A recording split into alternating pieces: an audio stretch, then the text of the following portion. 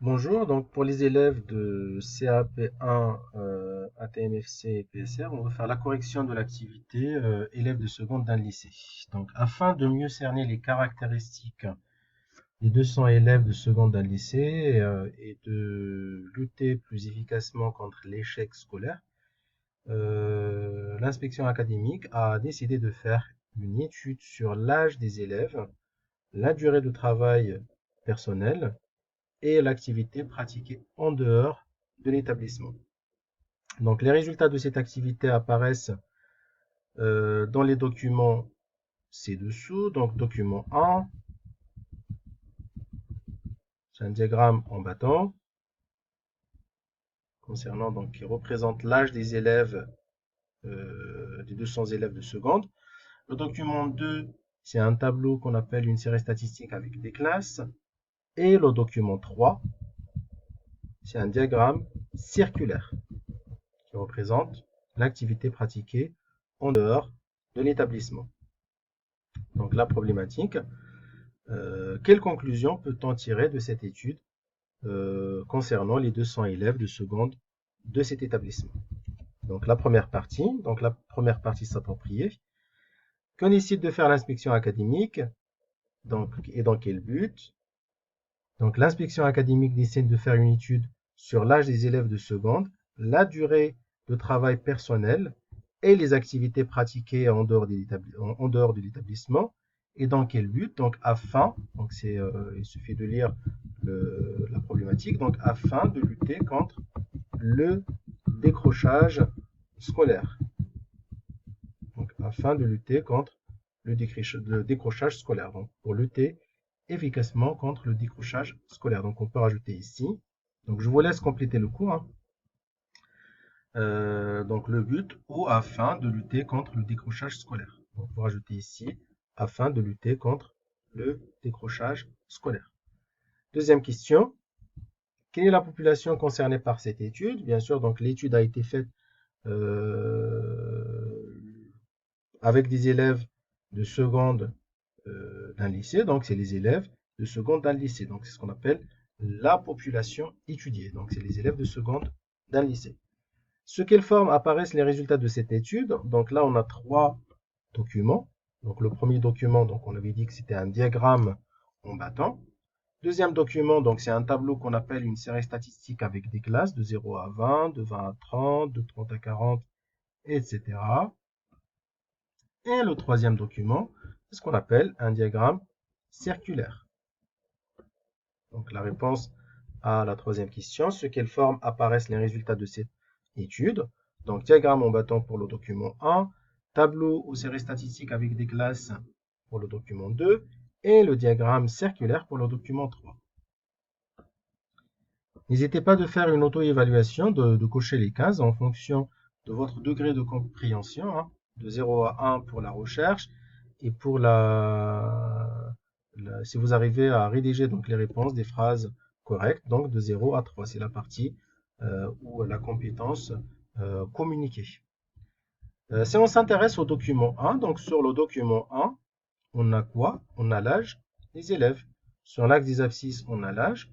Et sur l'axe des ordonnées, on a l'effectif. Et on a des bâtons. Donc la hauteur d'un bâton correspond à l'effectif de l'âge correspondant. Par exemple ici, les élèves ayant 14 ans, leur effectif c'est combien? C'est 30 élèves. Les élèves qui ont 15 ans, ou un âge de 15 ans, leur effectif c'est 50. Les élèves qui ont 16 ans, leur effectif est de 70, etc. Donc sur le document 1, on a l'âge des élèves, donc l'étude ou le résumé de l'étude portait sur l'âge des élèves. Donc quel est le caractère étudié? Donc c'est l'âge des élèves. Et c'est quoi donc ce caractère ou quelle est la nature de ce caractère? On a vu que les caractères peuvent être qualitatifs ou quantitatifs. Quand c'est un chiffre, quand c'est une valeur, donc on dit que le caractère est quantitatif. Et quand ce n'est pas un chiffre, par exemple une couleur ou l'origine, etc., on dit que le caractère est qualitatif. Donc dans ce cas-là, le caractère est quantitatif parce que c'est une valeur, c'est une quantité, c'est un chiffre. Après, donc quand le caractère est quantitatif, il y a des caractères quantitatifs continus et des caractères quantitatifs discrets. Continu quand ça peut prendre toutes les valeurs, y compris les valeurs à virgule, et discret quand ça prend des valeurs, et entre les valeurs, c'est discontinu, genre un enfant, deux enfants, trois enfants, quatre enfants. Donc le nombre d'enfants ne peut pas être égal par exemple à 1,1, 1,2, etc. Donc dans ce cas-là, donc l'âge, c'est un caractère qui est continu parce que on peut dire l'âge en années, en jours, en heures, en minutes et en secondes. Si on connaît exactement l'heure où on est né, et on va dire, donc je suis né à 8h40 minutes et 30 secondes, donc je peux avoir mon âge en années, en jours, en minutes, en secondes, et etc. Donc c'est un caractère continu. Donc quel est le nom de la représentation graphique? On a déjà répondu à la question, c'est un diagramme en bâton. Que peut-on dire de la hauteur des bâtons par rapport aux effectifs? Donc bien sûr, donc avec la hauteur du bâton, on peut connaître l'effectif de l'âge ou de la tranche d'âge correspondant, ou de l'âge correspondant. C'est pas de la tranche, c'est de l'âge, donc effectif de l'âge.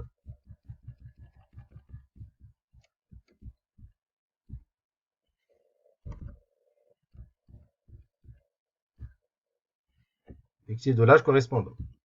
Je rajouterai ici correspondant.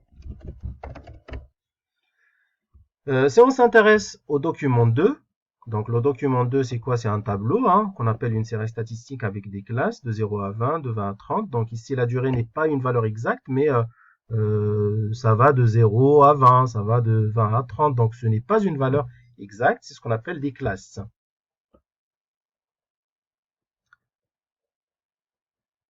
Donc, donc là, dans le caractère étudié, donc c'est la durée consacrée au travail personnel, donc le travail à la maison. Et la durée, donc c'est un chiffre, donc c'est un caractère quantitatif. Est-ce qu'il est continu? Bien sûr, donc je peux consacrer 1 heure, 30 minutes, 20 secondes et 30 fractions de seconde. Donc c'est un caractère quantitatif continu. Donc c'est un caractère quantitatif, c'est une quantité, c'est un chiffre. Et c'est continu parce que donc le temps est continu. On peut dire 3 heures, 40 minutes, 50 secondes, 3 fractions de seconde, etc. Quel est le type de la représentation graphique? Avec quel type de la représentation graphique pourrait-on utiliser pour illustrer ou pour représenter ces résultats? Pour le moment, on a vu le diagramme en bâton et le diagramme circulaire. Donc, celui qui convient plus, c'est un diagramme circulaire. Pour le document 3, donc c'est un diagramme circulaire. Donc, quel est le caractère étudié ici? Le caractère étudié ici, c'est l'activité pratiquée en dehors de l'établissement.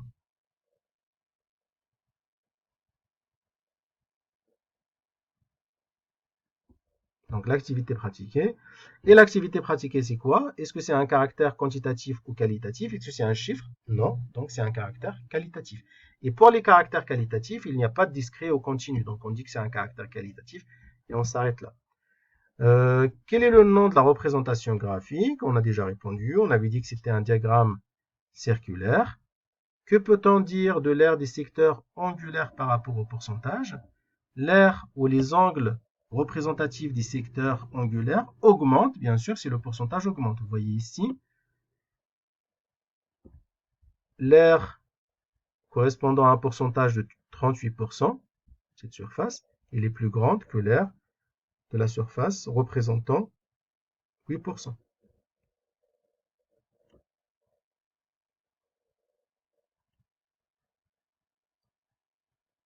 Donc après, donc, on s'intéresse au document 1. Donc le diagramme en bâton qui représente les âges ou l'âge des élèves d'une seconde professionnelle. Donc vous voyez ici que l'effectif des élèves qui ont 14 ans est de combien? 30. L'effectif des élèves qui ont 15 ans est de 50. L'effectif des élèves qui ont 16 ans est de 70. L'effectif des élèves qui ont 17 ans est de 30. Et l'effectif des élèves qui ont 18 ans est de 20. Et si on fait la somme, on aura 200 élèves. Donc j'ai complété le tableau. Vous complétez votre cours au fur et à mesure. Donc la première ligne, c'est l'âge des élèves. Et la deuxième ligne, c'est les effectifs 30, 50, 70, 30 et 20. Après, donc la troisième ligne, on va expliquer comment calculer les fréquences. Donc la fréquence d'une valeur, c'est quoi? C'est l'effectif de cette valeur, comme ici 30. Si on veut calculer la fréquence des élèves qui ont 14 ans, donc on prend l'effectif des élèves ou le nombre d'élèves qui ont 14 ans, ça c'est 30 dans ce cas-là, divisé par le nombre total d'élèves. Donc divisé par l'effectif total. Donc c'est le quotient de l'effectif de cette valeur par l'effectif total. Donc l'effectif de la valeur c'est 30, divisé par l'effectif total c'est 200. On trouvera 0,15. Donc je l'ai expliqué ici. Donc il faut savoir que les fréquences peuvent être exprimées sous forme décimale ou sous forme de pourcentage. Donc on peut laisser 0,15 pour la fréquence, comme on peut l'exprimer en pourcentage en multipliant par 100. 0,15 fois 100, ça fait 15%. Ça veut dire quoi? Ça veut dire qu'il y a 15% des élèves ou 15% des élèves en 14 ans. Si on veut faire une lecture avec un pourcentage. Donc pareil, si on fait la même chose pour les autres âges, donc on fait 50 divisé par 200, on a 0,25, 70 divisé par 200, 0,35, etc. Et si on fait la somme de toutes les fréquences, il faut trouver 1. Donc sinon, il y a une erreur. Donc si vous faites la somme de toutes les fréquences, le résultat doit être égal à 1, ce qui correspond à un pourcentage de 100%. Donc voilà, donc après, les élèves n'ayant pas redoublé avant le lycée ont au plus 15 ans. À l'entrée en seconde, quel est le nombre d'élèves ayant redoublé donc avant le lycée? Au plus 15 ans, ça veut dire maximum 15 ans. Ça veut dire donc les élèves qui n'ont pas redoublé ont maximum 15 ans. Ceux qui ont plus de 15 ans, c'est sûr qu'ils ont redoublé. Quelle est la fréquence des élèves ayant redoublé? Donc les élèves qui ont redoublé, donc c'est des élèves qui ont plus de 15 ans, ça veut dire 16 ans, 17 ans ou 18. Donc le nombre d'élèves qui ont redoublé donc avant le lycée, donc c'est leur nombre, c'est 70, plus 30 plus 120, ça fait 120 élèves. C'est ceux qui ont 16 ans ou plus de 15 ans ou 16 ans et plus. Et leur fréquence, c'est 120 divisé par 200. Leur nombre, 120 divisé par l'effectif total, et ça fait 0,6. Cela correspond à un pourcentage de 60%. Donc ça veut dire donc 60% des élèves ont redoublé donc avant le lycéen. Donc après, donc pour la représentation graphique, on la fera plus tard. Donc pour le moment, on s'arrêtera là. Donc je vous laisse compléter votre cours. Visionnez donc la vidéo donc pour compléter le cours et on continue la semaine prochaine, normalement. Bon courage à tous et à toutes.